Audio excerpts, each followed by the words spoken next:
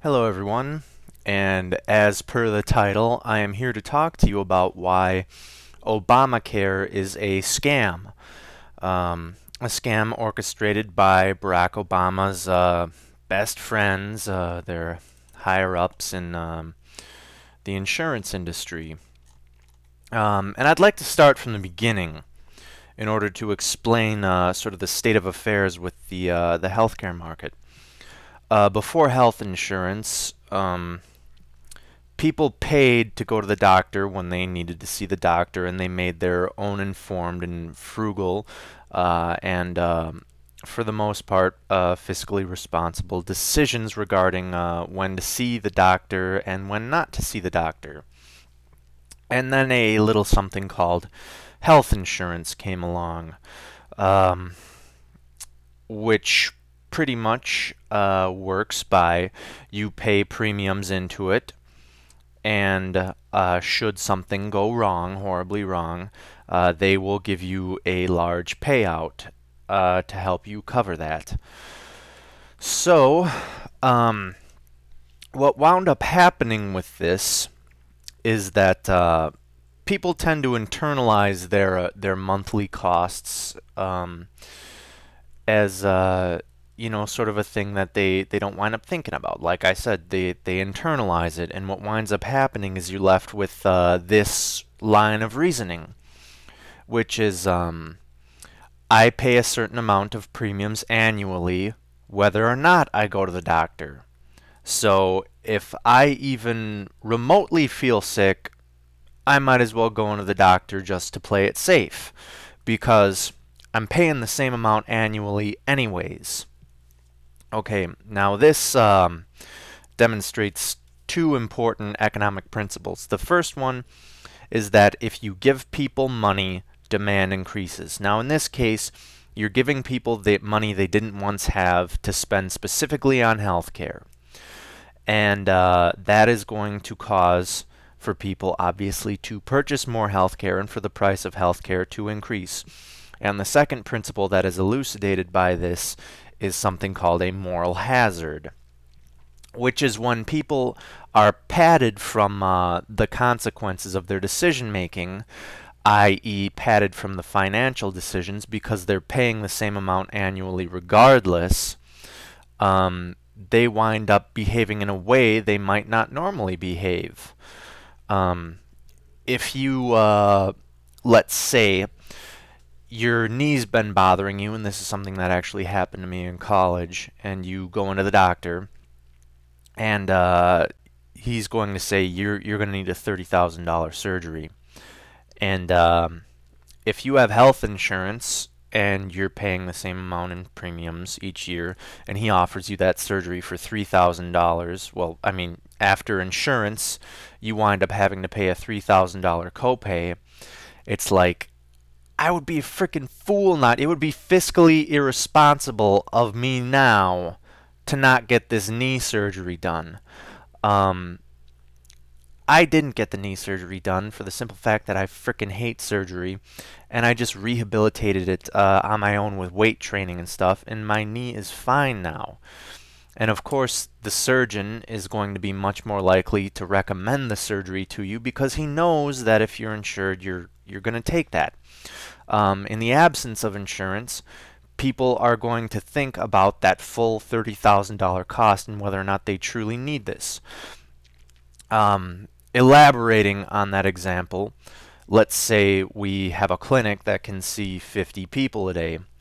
In the absence of health insurance, it may have seen, just like 20 people a day or something like that. Then all of a sudden, health insurance comes along, and the waiting room is just full. And now, the simple supply side economics of this is that if you can see 50 people a day and there's a line out the door, you're going to raise the price of your service until there's only 50 people in that waiting room. That would be the way to see the most profit. What they're going to want to do is, let's say that there is no health insurance, and there's a line of people going out the door, their waiting room is full. As they raise the price, that line is going to get shorter and shorter until there's only 50, because they can only see 50 people a day, we'll say. And they're going to want to make the most money off those 50 people. Now, if everybody has health insurance, what winds up happening is they raise the price, but the line doesn't frickin' shrink at all, because everybody is covered by health insurance. So, what do? They wind up expanding. They say, well, oh, this is great. We can expand, we can make new clinics, we can invest in new technology now because we have the money flowing in. And it just starts expanding like wildfire. And as this happens, the cost of insurance premiums has to increase, because that money has to come from somewhere. The insurance companies cannot pay out more than they take in. Plus, they need to pad their pockets a little bit with stuff they skim off. You know, it's a business. The employees have to be paid as well. So what winds up happening is they have to raise premiums. It's as simple as that. And as the premiums increase, less people can afford health insurance. So now when you're not in the insurance network, you're frickin' screwed.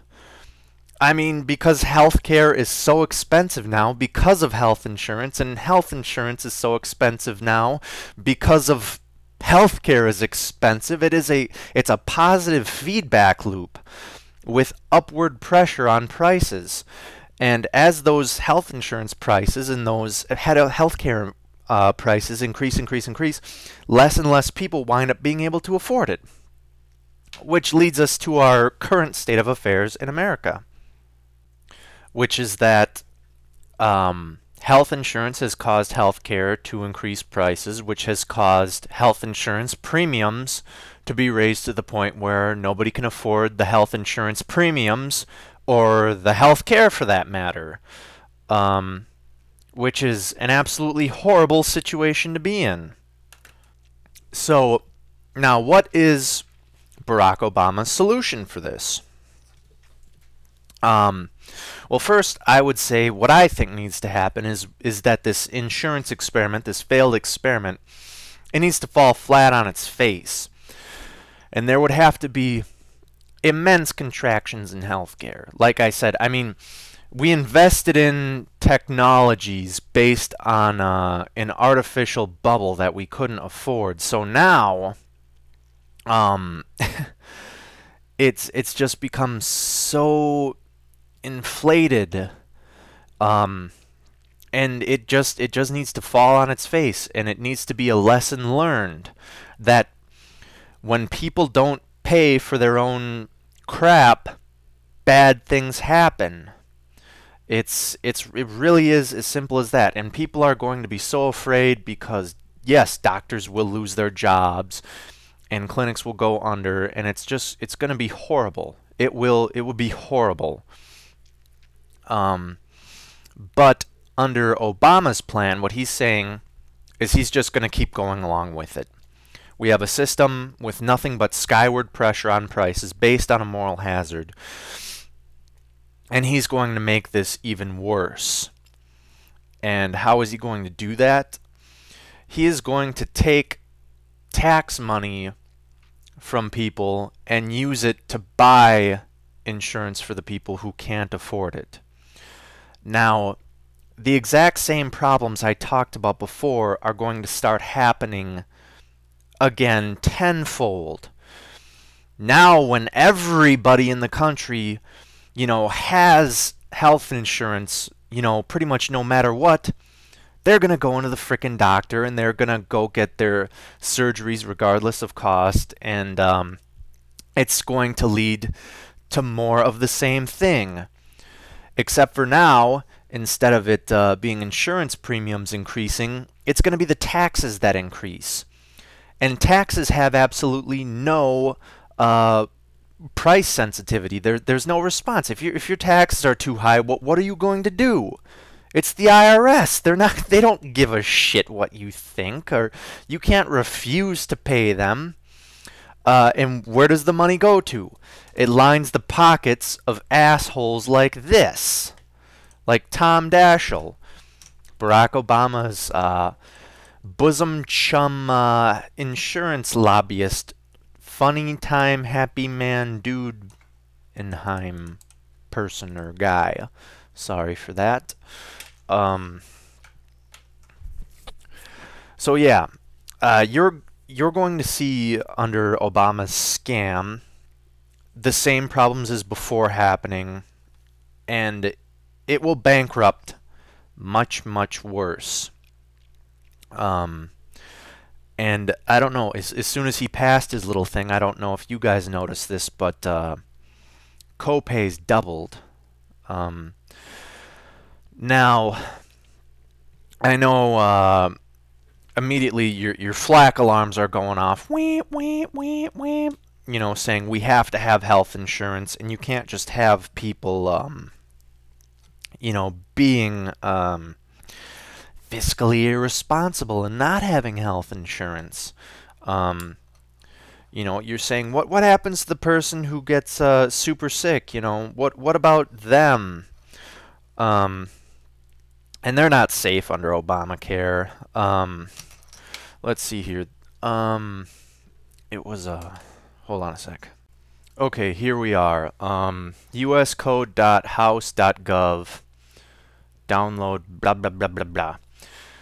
All right, if you go to your Control F search function and Google the maximum amount of penalty.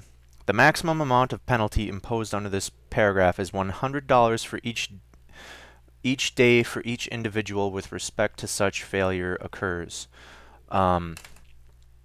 This right here, let me scroll up, is under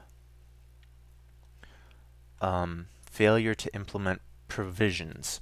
So now what this says is that under Obamacare, any insurance provider can refuse coverage to somebody at the cost in fines of $100 a day. Now, let me get out my handy dandy calculomotron. What are there, 365 days in a year times 100. So essentially, if a person has a cancer that is going to cost $200,000 a year to treat, the insurance companies can drop them and say, tough luck, have fun dying. So, yeah, for those of you who are on the whole, well, what about the poor people who can blah-de-blah, blah, blah? Yeah, well, they're screwed anyways. You better hope to God that your problem is less than $36.5 thousand a year to cure.